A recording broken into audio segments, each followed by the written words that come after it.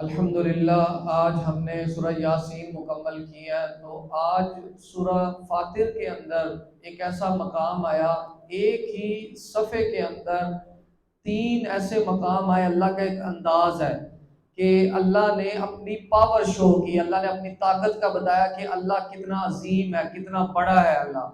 تو سب سے جو پہلا مقام تھا، یہ ایک ہی صفحے کی بات ہو رہی ہے۔ اللہ نے سب سے پہلے مقام میں ایک چھوٹی سی چیز کی مثال دی اور سمجھایا کہ والذین تدعون من دونہ ما یملکون من قطمیر۔ یہ جو قطمیر ہے، یہ کھجور جب ہم کھا لیتے ہیں، کھجور کے اندر جو گٹھلی ہوتی ہے، اس گٹھلی کے اوپر بھی ایک جھلی سی بنی ہوتی ہے، اگر آپ نے فیل کیا ہو کبھی۔ تو اللہ نے اس چیز کی مثال دی ہے۔ اللہ نے کہا کہ آپ لوگ یہ بھی نہیں بنا سکتے۔ اللہ کی اتنی طاقت ہے، اللہ اتنا بڑا ہے کہ اللہ نے یہ آسمان، یہ زمین، آج بھی پہاڑوں کے بارے میں پڑھ رہے تھے، تو اللہ نے یہ ساری مخلوق کو جو بنایا، تو اللہ بتا رہا ہے کہ آپ یہ اتنی معمولی سی چیز بھی نہیں بنا سکتے۔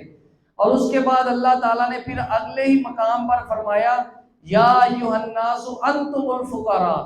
اللہ نے یہاں پر لوگوں سے مخاطب ہو کے کہا، یہاں پر یہ نہیں کہا کہ اے ایمان والوں۔ یہاں پر کسی رسول کو، کسی ایمان والے کو، کسی صحابی کو، کسی اولیاء اللہ کو، کسی بندے کو نہیں مخاطب کیا۔ اللہ نے کہا یا ایھا الناس انتم الفقراء، اے لوگو تم سب محتاج ہو، سب فقیر ہو اللہ، اللہ کے سامنے۔ تو اللہ تعالیٰ یہ بتا رہے ہیں کہ ہر انسان محتاج ہے، چاہے وہ نبی بھی ہیں، وہ بھی اللہ تعالیٰ کے محتاج ہیں۔ جو ہوگا اللہ سے ہوگا، اللہ کے سوا کچھ بھی نہیں ہو سکتا۔ جو کرنے والا ہے وہ بھی اللہ ہی ہے۔ اور اس کے بعد اگلے مقام پر اللہ نے پھر کیا ارشاد فرمایا وَمَا يَسْتَوِي الْأَعْمَى وَالْبَصِيرُ، کہ کیا دیکھنے والے اور نہ دیکھنے والے برابر ہو سکتے ہیں؟ نہیں ہو سکتے۔ وَلَا الظُّلُمَاتُ وَلَا النُّورُ، کیا اندھیرا اور روشنی برابر ہو سکتی ہے؟ نہیں ہو سکتی۔ تو یہ ایک اللہ کا انداز ہے۔ اس کا مطلب کیا ہے؟ اس کا مطلب یہ ہے کہ آپ جو محنت کر رہے ہیں، آپ سارا رمضان میں قرآن سن رہے ہیں، قرآن کی تلاوت کر رہے ہیں، روزے رکھ رہے ہیں، نمازیں پڑھ رہے ہیں، کیا آپ لوگ اور وہ لوگ جو نمازیں بھی نہیں پڑھ رہے، روزے بھی نہیں رکھ رہے، کیا آپ برابر ہو سکتے ہیں؟ آپ برابر نہیں ہو سکتے۔ جو محنت کرتا ہے، جو مشقت کرتا ہے، وہ اور جو محنت اور مشقت نہیں کرتا، وہ برابر نہیں ہے۔ تو اللہ تعالیٰ کا یہ انداز ہے، اللہ تعالیٰ کا یہ ایک خاص ہمارے لیے پیغام ہے کہ ہم جو ہیں وہ اللہ تعالیٰ کی ذات کو سمجھیں۔ سب سے پہلے اللہ تعالیٰ نے بنانے کے بارے میں بتایا کہ کوئی کچھ کر نہیں سکتا، کچھ بنا نہیں سکتا۔ اس کے بعد اللہ تعالیٰ نے کہا کہ آپ جتنے مرضی انسانوں کے پاس چلے جائیں، جتنے مرضی درباروں پر چلے جائیں، جتنے مرضی اولیاء اللہ کے پاس چلے جائیں، کرنے والا کون ہے؟ صرف اللہ کی ذات ہے۔ ہر انسان محتاج ہے اللہ کے۔ یہ تو اولیاء اللہ تو بڑی دور کی بات ہے، اللہ کے نبی بھی محتاج تھے۔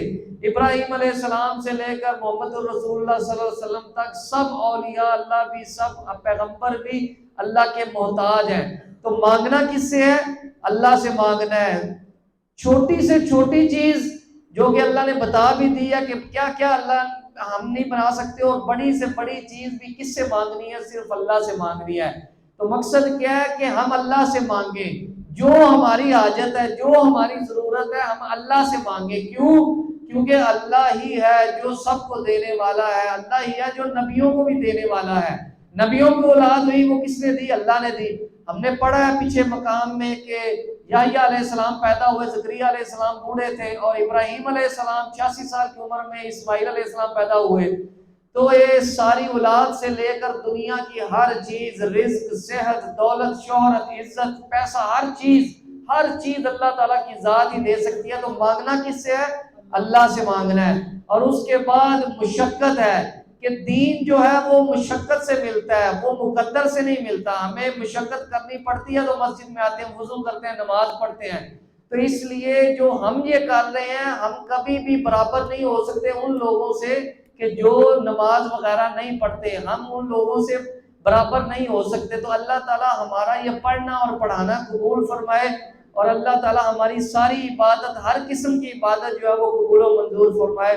وآخر دعوانا الحمدللہ رب العالمین۔